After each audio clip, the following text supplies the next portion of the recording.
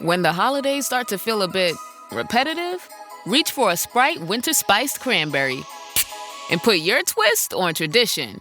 A bold cranberry and winter spice flavor fusion, Sprite Winter Spiced Cranberry is a refreshing way to shake things up this sipping season. And only for a limited time. Sprite. Obey your thirst.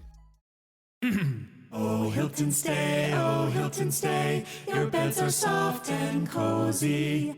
No lumpy couch, no stiff futon, no shower line at crack of dawn. Oh, Hilton stay, a holiday you're saving. When you want holiday comfort you can count on, it matters where you stay. This season, enjoy spacious, comfortable rooms and friendly service when you book with Hilton instead. Hilton for the stay. Dr. Raj. Dr. Raj Dasgupta. The most interesting pulmonologist in the world. Welcome to the Dr. Raj Podcast, a show all about empowering knowledge, addressing difficult topics, raising awareness, and being positive. Dr. Raj is a quadruple board-certified physician, associate professor of clinical medicine, and the associate program director of internal medicine residency. He was a co-host on the TNT series Chasing the Cure with Ann Curry, as well as a regular on the TV show The Doctors. And now, here's our show. Hi, and welcome to the Dr. Raj Podcast. And what is this a podcast of? Of happiness, of wellness, of great people, of amazing stories. And today's podcast is of disease awareness from the patient's perspective. So your question is going to be, what is the disease state we're going to be talking about today? It is multiple sclerosis, and numbers, approximately 1 million people have it in the United States. Almost 3 million people have it worldwide. And so MS is a potentially disabling disease of the central nervous system. So what is that? It's the brain and the spinal cord, and that just can't be good. In MS, the immune system attacks this protective sheath that covers nerve fibers. It's called myelin. And when you damage it, it causes communication problems between the brain and the rest of the body. That just sounds bad again. Eventually, the disease can cause permanent damage and deterioration of these nerve fibers. So signs and symptoms of MS, they vary widely between patients. No two patients are alike. And it really depends on the location of the damage, severity of the nerve fiber damage. And some people with severe MS may lose the ability to just walk. And they can't even walk by themselves. They can't even walk at all. Other individuals may experience long periods of remission without any new symptoms. And that really depends on the type of MS they have. And we'll talk more about that during our conversation with our guest.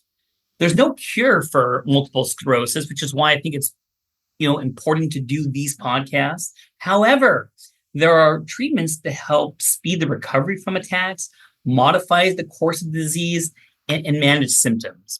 And with that being said, I wanted today's guest to be a person that I feel will be a positive role model for everyone out there who has MS, who knows the level with MS. So I think I picked the perfect person.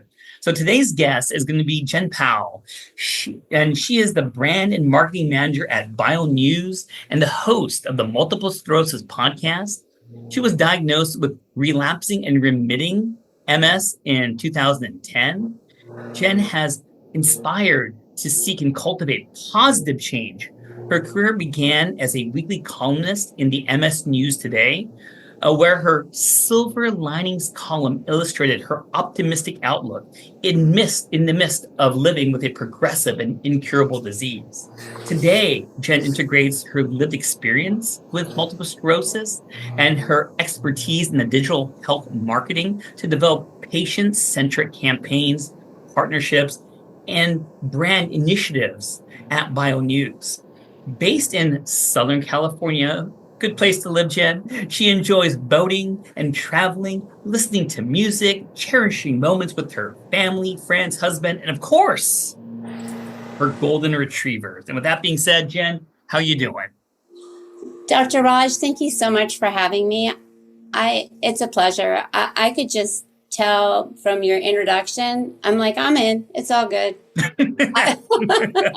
It's such a privilege to be here, but you're kind of addicting yourself. So thank you for having me on a podcast I listen to and respect. You know what? I'm making a little heart symbol right here. I wish we just televised this. You are just, you're just full of love and everything. I dig it. So I wanted to jump in because I know that I have oodles of questions. So I want to talk about, your initial diagnosis. Let's make that the starting point. So I'm going to kind of ruffle in there. How old were you when it presented? How did it present? And kind of elaborate on those initial symptoms and signs. The Absolutely. floor is yours. Yeah, you bet. Okay. Do you want me to start with how it presented? I dig that. Let's go with that. Don't forget the age. Start at the beginning. Don't forget the age too. Well, it was interesting. Hindsight's 2020, which is kind of funny to say with MS. It's not always, but that is funny. But I think I made it funny. That was no good, one got right? that. That was freaking hilarious. That was awesome, right? Okay, brownie points for a Friday. Okay, so but looking back, I can see things in my 20s and 30s that might have indicated balance issues. Mm-hmm. However, when I was 40, I was 2 weeks helping a family member with her child, a newborn, right? And I came back and spent a summer of utter fatigue where there's tired. And then there's a fatigue that was inexplicable. It was like I was covered in quicksand and I was trying to get out of it. I was fatigued, lethargic. I would sleep. And it was different. I went to all sorts of doctors who thought it was just, it was a physiological, it was a psychological, until one day, in about 4 months later, I woke up unable to talk, unable to move. And I had a little bit of movement in my face. I thought I had a stroke. And my husband and I went to the emergency doctor. And we saw a neurologist, and lo and behold, he wanted to do an MRI. Of course, yeah. Yeah, and his suspicions were multiple sclerosis, and the only picture I had of multiple sclerosis was Annette Funicello, because you don't know what you don't know, so you associate with one thing, and it was dark. It was dark for me, and so fast forward. I went to his office, and I'm a jokester. So I walk in, I go, so am I normal? And I could tell by his face that he goes, sit down. And my heart just kind of went, ugh. Yeah. This was a general neurologist, and he said, you have multiple sclerosis. And I was a little bit stunned. I remember just pausing. The world seemed to pause a little bit while the words came over me. And my husband was in the waiting room, and I walked out. And I grabbed his hand and cried on the way to the car. Yeah. And my husband went into action mode, and I went to an MS specialist from there.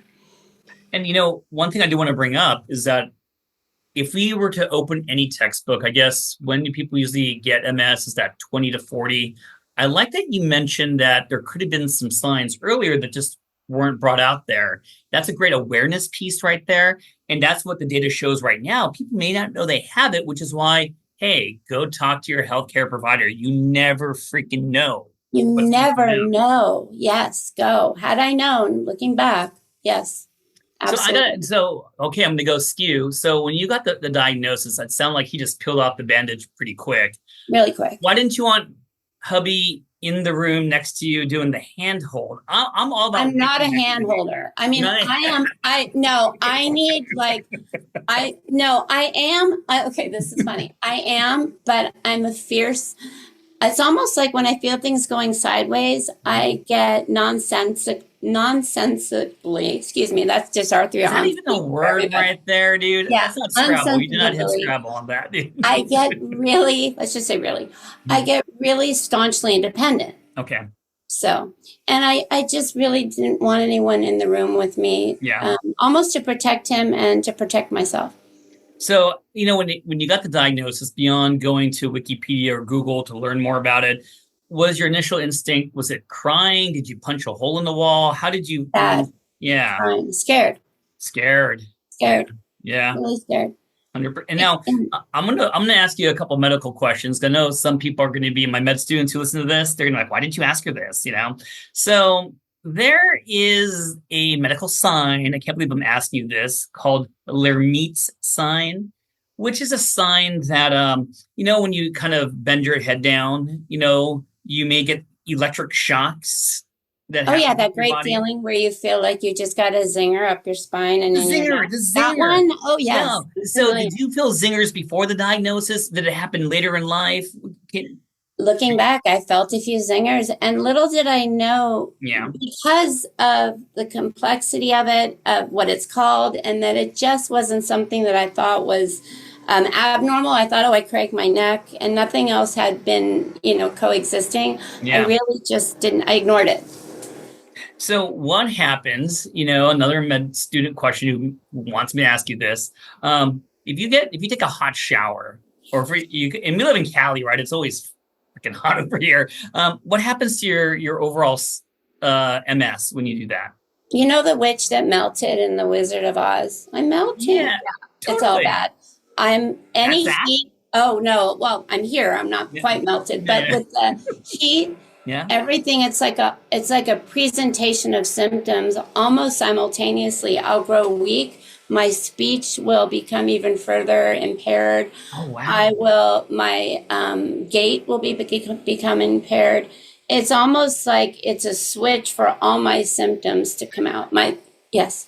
So for dorky people who want to know, this is called Uthoff's sign. Uthoff's sign. So would a bad gift for you, Jen, be sending you to a sauna? Would that be the worst? 100%. 100%. Done by one of those friends who left my life because of MS, for sure. So let's talk about, they did the MRI. I mean, it's already scary that they thought you had a stroke to begin with.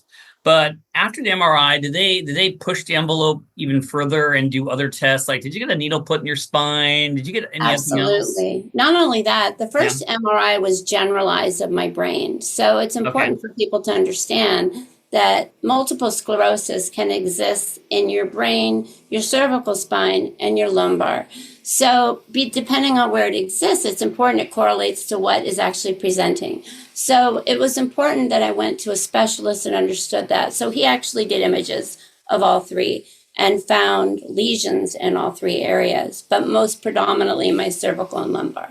Gotcha. And then I also did have a lumbar puncture, which is where they can go in and discern if you have protein in your cerebral spinal fluid. And that came back positive. And it doesn't mean that, like, in the absence of which, it doesn't mean you don't have MS, but it generally, with the presence, means green light.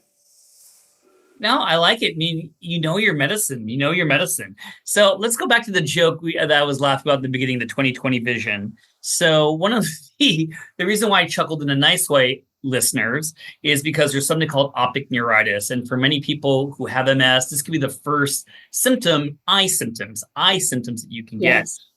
Jen, did you get a lot of eye symptoms? Did you ever get tagged with optic neuritis? I didn't. However, I already have, I have a cataract, so who knows what was going on there. But I have other eye things. But optic neuritis is oftentimes, yes, a very first notification that something's going on in there and it's not right. And that it often is a first symptom. So now we know how you presented. By the way, I didn't even put this on my little notes. Did they kind of did you ask about what triggered it or what caused it? Do I just have bad luck? Was there something in your family? Was it genetics? Was there something that you're trying to piece together when you're asking why me kind of stuff? You know what's crazy? They gave me the diagnosis, no problem.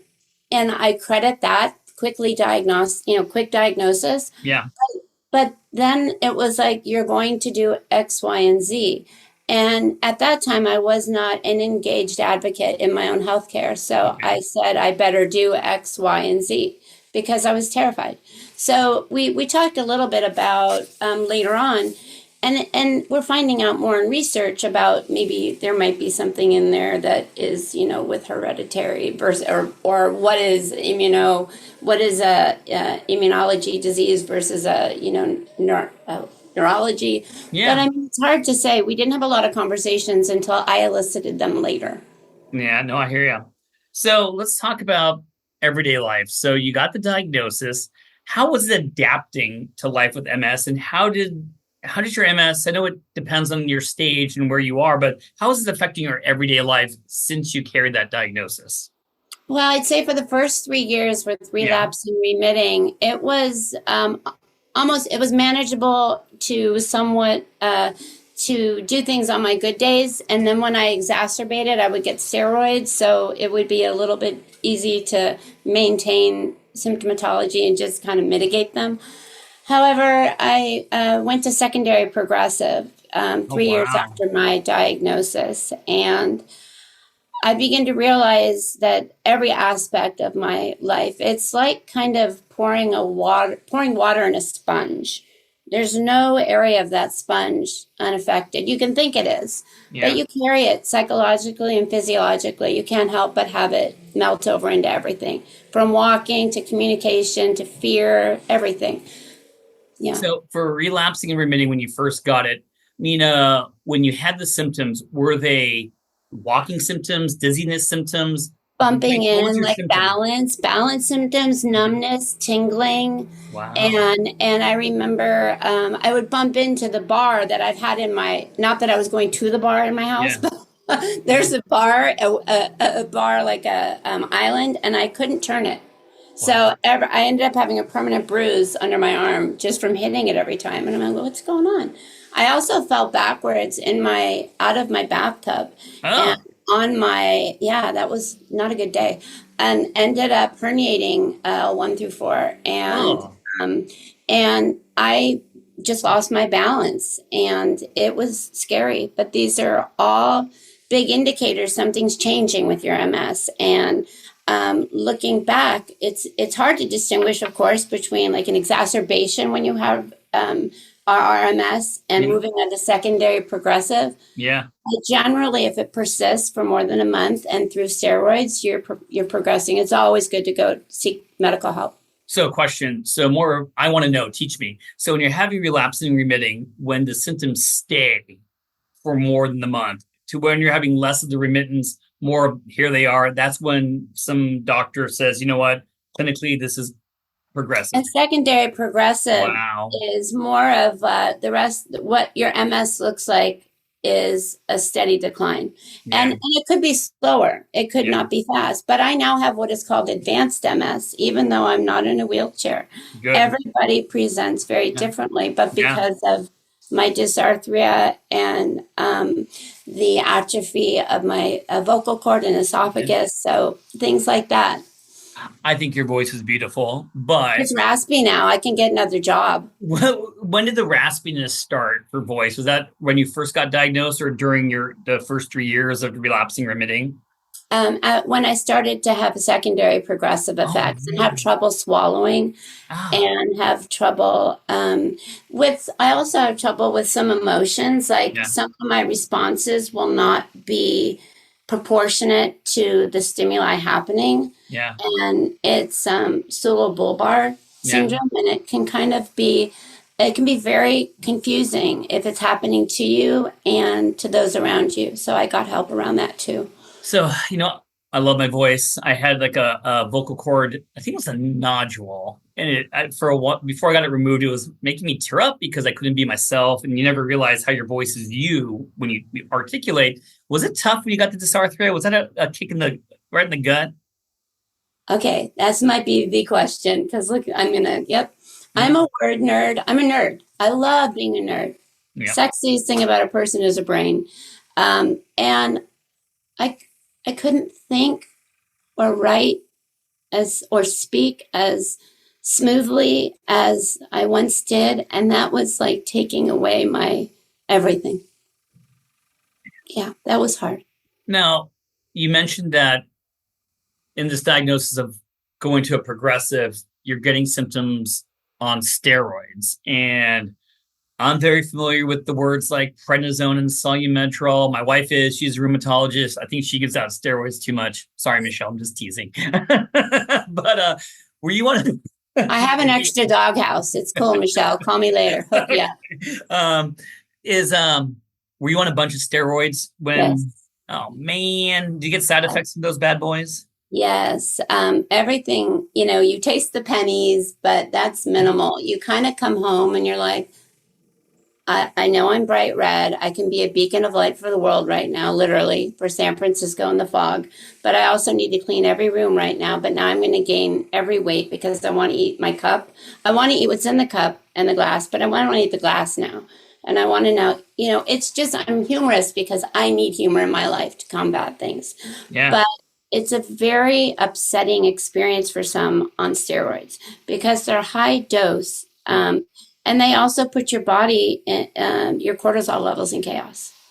No kidding. So did you get like the puffy face? Yes. Yeah. I was puffy and red. It was such a good look for me.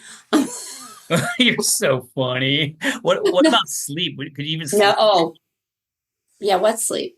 I just like, cool. Now, where was this in college? Yeah. No, I already have trouble with sleeping. And by the way, that's a hallmark of multiple sclerosis is insomnia. You go to bed wired, you wake up tired. And yeah, so this exacerbated that, which is good times. So, yeah. No, I got to tell you, my heart goes out when I see my sleep patients. I have a boatload of MS patients who are so fatigued during the day. They're taking their Provigil, Nuvigil, Ritalin, Adderall. Then they can't sleep at night. They're stuck on steroids. They're stressed, the anxiety, depression. No, I think, Jen, that's like a separate podcast. It's going to be the me, you, and sleep. I would love that because I have such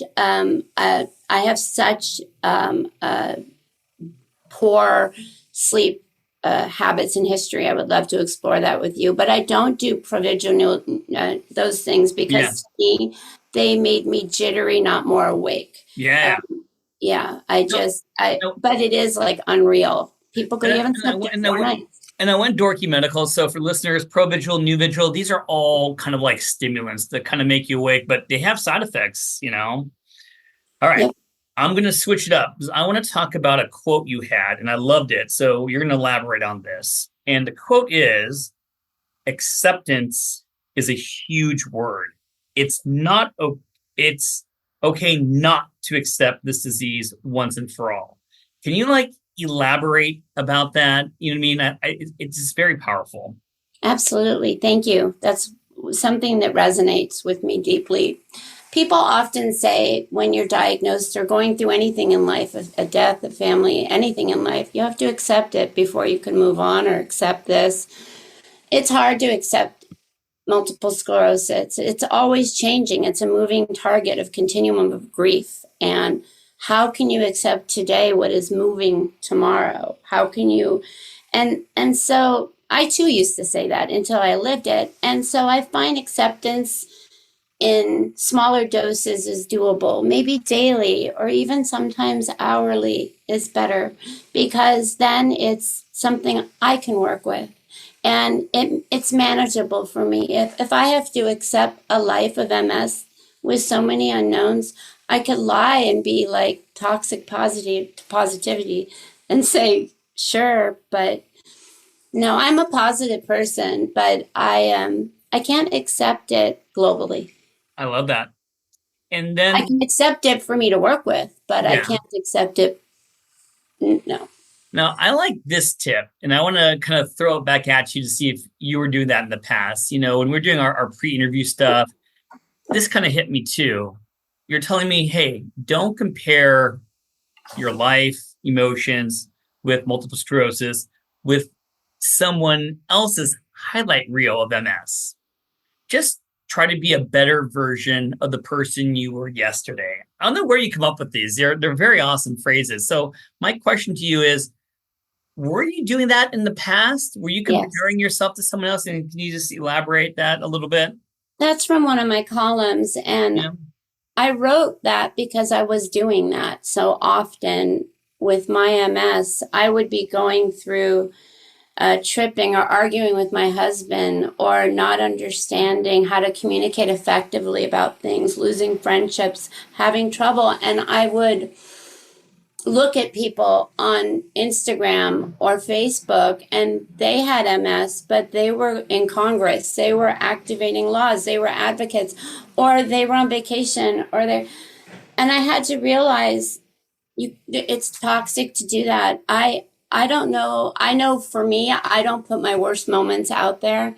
I'll be vulnerable and I'll be honest, but your insides are yours and they're sacred and you're okay where you are. Don't compare them with a pictorial of someone else's outside. No, I love so that. Crucial. It's really hard not to do, though. Of course. So let's talk about now. So how is your MS doing? You mentioned that you've now graduated to secondary progressive. How's your day-to-day? Are you in a good plateau right now? Kind of? No. I'm in a plateau. I'm in a plateau of sorts. It's a daily physical and cognizant challenge. Mm-hmm. And some days a struggle. So I have daily pain. I have MS with a pain I'm on medication with. And I'm so grateful for that because I've had to fight hard for that. And that can be another whole show. And I understand that. But I struggle with extreme fatigue and cog fog. And I do work full time of my choosing because it brings me purpose. But the MS as a whole, without a lot of sleep and navigating daily life, is very difficult. That said, my life is beautiful. The days are hard. Some days are hard. This episode is brought to you by LinkedIn. Psst, healthcare pros, word's out, and it's too good to keep quiet. Look, LinkedIn is revolutionizing job hunting, making it possible to search by specialty, shift preference, and salary. Endless scrolling is out. Whether it's a mental health therapist or dental hygienist, finding the perfect role is faster and easier than ever. Head to linkedin.com/healthcare and start your search today. Thursday Night Football is on, and it's only on Prime Video. Brilliant, just brilliant. This week, the West Coast action heats up when the Rams meet the Seahawks in a huge divisional showdown. Coverage begins at 7 p.m. Eastern with football's best party, TNF Tonight, presented by Verizon. And don't miss the Broncos and Chiefs on Christmas night. It's Thursday Night Football, only on Prime Video. Not a Prime member? Not a problem. Simply sign up for a 30-day free trial. Restrictions apply. See Amazon.com/Amazon Prime for details. So, random question. I always like to talk about families because family is so important. Do you have any kids? Do you have a son and daughter? And I have two amazing bonus daughters with two precious bonus grandsons. What? My husband is 20 years older than I, and we've been married in a couple of weeks. It'll be 28 years. So which in MS years is like 60. Okay. So, He's been great. But they're older. They live in Seattle. Okay.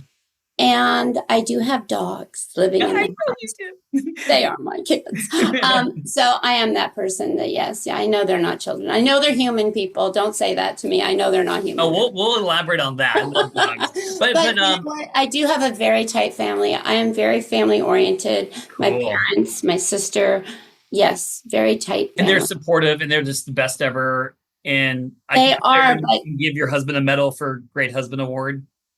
Yeah, but he's human. We're human. Yeah, I do give him a medal for tolerating me for sure. Because no, I mean that in a very good way. Because this has been a very undulating process where my emotional, like I said, response to emotions isn't on par with what's coming at me.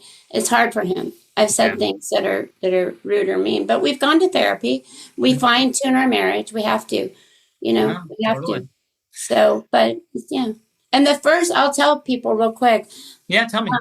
If you don't have the family, that's okay. You need to find support where you can find it. They don't have to be blood relatives. Some of my best support are my friends. But find it. And there's nothing wrong with you if it's not your family. It's okay. I love that. So I want to talk a little bit about treatments. You know what I mean? Mm-hmm. So We'll get back to prescription medications and all that because we could go a ways with that. But I want to know, besides medications, do you have some special tips and hacks or foods to help out with your MS? Can you elaborate? Yeah, absolutely. Yeah. Well, let me just shout out that I'm going to shout myself out. Shout That yourself the out. last year I lost 41 pounds. Well, it's been a little over a year, but the thing is, I will tell people food matters, diet matters. And I was obstinate about that for a while. And it just not, I don't drink alcohol and I don't, I don't eat as much crap as I used to because that really did affect the inflammation, I'm telling you. And I was tone deaf to it. Every time the doctor would say it, I'd be thinking about In-N-Out. So I'm like, I'm like, sure. No, but I mean, it's honestly, it does matter. So I'm more careful. I, by no means, I don't prohibit from eating anything. If I want something, I'll eat it. I'm just saying being more mindful of that for sure helped. I really also find quiet space with myself to meditate. And I'm much more present with bringing mantras for my daily use, meaning like I woke up today, my legs were throbbing and pain. And I looked down and the swelling was there and everything. And I knew that how am I going to recenter myself from this prevailing pain? And so I always said a mantra that's an antithesis of the negative. So today was my legs are beautiful and strong and they carry me. And so now throughout the day, when the legs start to act up and the committee inside my head chatters, your legs, I will say my legs are beautiful and strong and they carry me. And I'll tell you that cognition and that work, after a while, it becomes a part of who you are and it's really helped. I love that.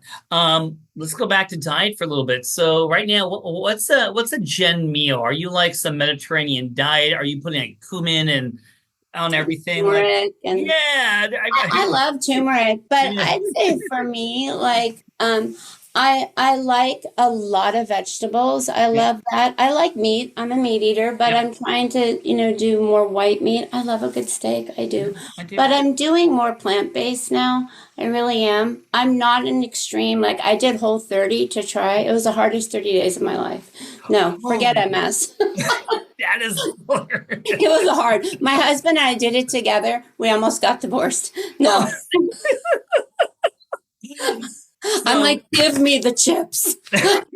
and for me and you are both Cali people. So for people listening on the East Coast, what's your go-to at In-N-Out hamburger? Oh my God, double grilled onions. Yes. Yes. Yes. I love it. Number one. So, but now it's with lettuce. So, okay. But some days I go, yeah. So for medications, we don't have to mention every single thing, but what has been one medication that was, wow, that one was a real good one. Not as much side effects, a lot of benefits. What's your one medication you felt was at least a little game changing in your opinion? I would think it's hard because in the absence of empirical evidence to show anything's working, I would say rituximab. Okay. It's not FDA approved in the United States for the use of multiple sclerosis. It's FDA approved for non-Hodgkin's lymphoma and leukemia. Yeah. However, it's available, and I was lucky to have it. It's biosimilar. It's kind of similar to Ocrevus. And what they're able to do now is give you those medications when you're first diagnosed, whereas when I was first diagnosed, I had to go through a stepping stone of a group of crab medications and Tysabri, and then moving on to rituximab. What rituximab did is it really kind of slowed my progression, but my immune system was wiped out. So I had to stop it. I lost all of my immunoglobulins. So, I'm very familiar, and I'm going to call it rituximab, tomato. Rituxan, my wife, the rheumatologist, prescribes it of course. Patients, and I've had good experience on the prescribing side. You know what I mean? It's an infusion. For rheum disease, it's usually twice a year, and it actually prevents your B cells from making antibodies. So that totally makes sense. And I love when you speak like a doctor. You're awesome, man. I love you when you do that. So cool. That was great. So let's switch gears. I have like a couple more questions I want to ask you. And this one's going to be a fun one for you. I'm a dog lover right now. I have my beautiful golden doodle Clifford. But you say dogs, this is cute. You're so funny. They heal even though they don't heal. I love that. Can you talk about your love for dogs, and should people with MS get a dog? Okay. My love for dogs is unhinged, and that's okay. I love dogs. I had 2 golden retrievers. I lost one, almost 14-year-old, and she passed away in the backyard, and I got to hold her. And while she was leaving me, my puppy sat on her head. It was awesome. And she's like, gosh, still bugging me even on my way out. But I bring that because dogs are healing to me. They force me to get out of my head and myself and pay attention to them. They really don't do well when you don't feed them, when you don't wake up to take them out to go to the restroom. They don't do well with, hey, hang tight, I don't feel good. They're like, yeah, non-negotiable, or you're gonna have a big problem right here. So there's that, but there's also like times when, yeah, okay, you just inspired me to go to the park. Like, it's a walk across the street. Let's get the leash. Let's get fresh air. Let's lie on the grass together. Let's slow down. Because I'm naturally slowed down from my MS, but I want to go faster. Why? So I have to tell you, it's been the biggest blessing. I started volunteering with Los Angeles Golden Retriever Rescue for 10 years. And I stopped doing that only because I wasn't able to do as much. But I'm still very involved in nonprofit work with dogs and golden retrievers specifically. Wow. So, and my dog is on Instagram. Can I plug her? Oh, plug it. SoCal Golden. She's got 55,000 followers. 55? That doesn't mean you put together. I know. I have 20. No, but you know what I love? It's like a group of people. We're all nuts, but they really do add an element of your life where you have to escape your own self to get out and really just be out of your head, out of your MS. You don't have MS for a minute. I love that. I don't have anything. I'll take it over most people. I'm cool with that. Well, when you do your promo, maybe if you have a great pic of you and Doggy together, that would be cool. Put that one up there. We'll steal some of his 55,000 followers, I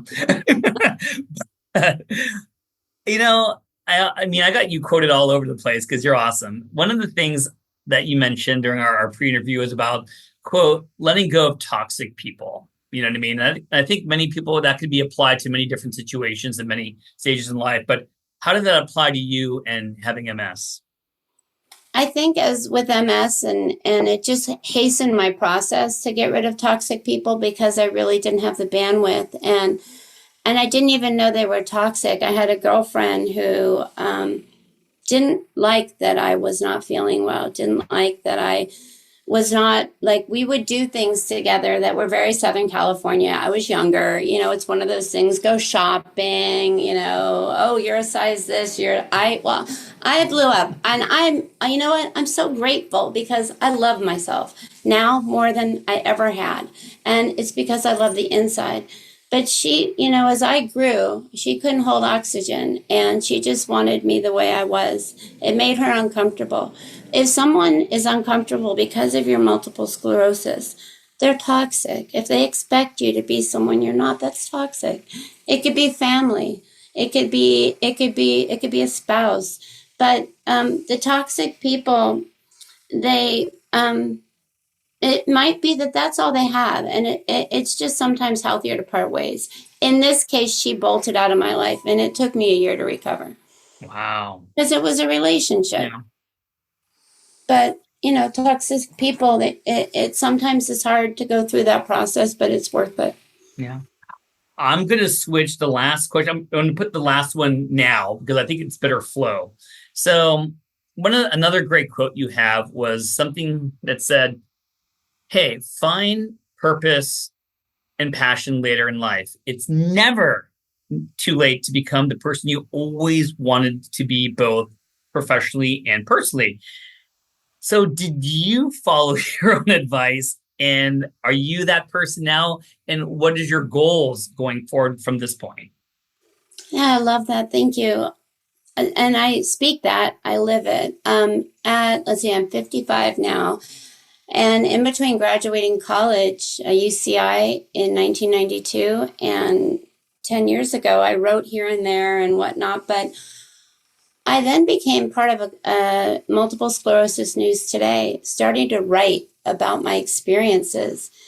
And it started to really change my perspective on not only my MS, but my abilities. You might lose abilities. You will lose abilities if you have progressive disease, but you have to open yourself up to new possibilities. Okay, so I lost the ability to go to a 9-to-5 job. I could write. Look at that. And then this company owned by BioNews employed me as a professional. I'm now associate director of brand and marketing for the company, and I've been there 7 years. So what this does, we're a company who work with rare and chronic diseases, and the podcast I have on MS, I wake up every day with a purpose. It's bigger than me. It's bigger than the MS. I touch people's lives, and that helps my life. It's almost selfish. But it's never too late. I'm 55 and I never knew what I wanted to do. And I was terrified of that in my 20s and 30s. Terrified. There is always room for you to grow. And you just have to redefine your possibilities, redefine your own expectations of yourself, because we're really hard on ourselves. And nothing's linear in life, okay? It's okay if you go over here to go over there and go over there. Don't beat yourself up. Give yourself some grace. Yeah.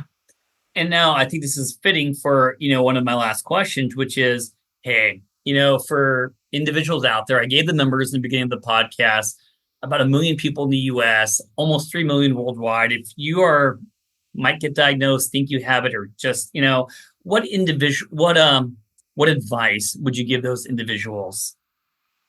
Great question. First of all, be kind to yourself and be gentle with yourself. You're going to go through and experience a lot of emotions, and you're also going to experience a lot of different feedback. So be gentle with yourself. Get educated on the disease. And when I mean that, not Dr. Google, go find, talk to your doctor and set up a team. I think it's really important to combat multiple sclerosis with a multidisciplinary approach, meaning having behavioral health on board. You're going to go through things, and that's okay. It's okay not to be okay with your diagnosis. It's okay to say, this sucks. Why me? It's okay. Just, if I could go back, I would have developed that team sooner. And I think it's really important to establish that as part of your support network. Remember, you are the captain of your team, but it's incumbent upon you to be your own best advocate, to develop a team and a support network that works for you. Oh, I love it. And I want to make sure you plug some things in there. So if people want to hear more about you, support MS, whatever it is, you got some handles or websites you want to throw out there? We'll put it in the show notes, but I want you to say it too. Sure. Well, I have complete fondness for Multiple Sclerosis News Today.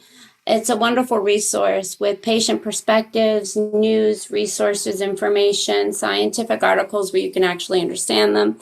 And it gives you the latest, daily, 5 days a week on MS.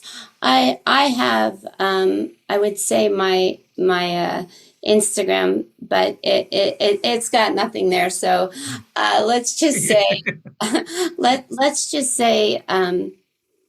MS News Today. Okay. And I am Jenn Powell in SoCal on Instagram. If you want to say hi, I'm never not going to talk to someone. I would love to hear about you. My podcast is the Multiple Sclerosis Podcast with Jenn Powell. Let me know what you want to talk about, what you want to hear. I want to hear. I want to know what you want to hear. What's important to you is important to me. And let me just do my closing and say that, Jenn, we've been chatting on and off before we did this. You are friendly and nice and honest and real. I can't even think of all the cool words to describe you. And now that I'm staring at you during this Zoom thing we're doing, you're just awesome. I really, really just appreciate you coming on here.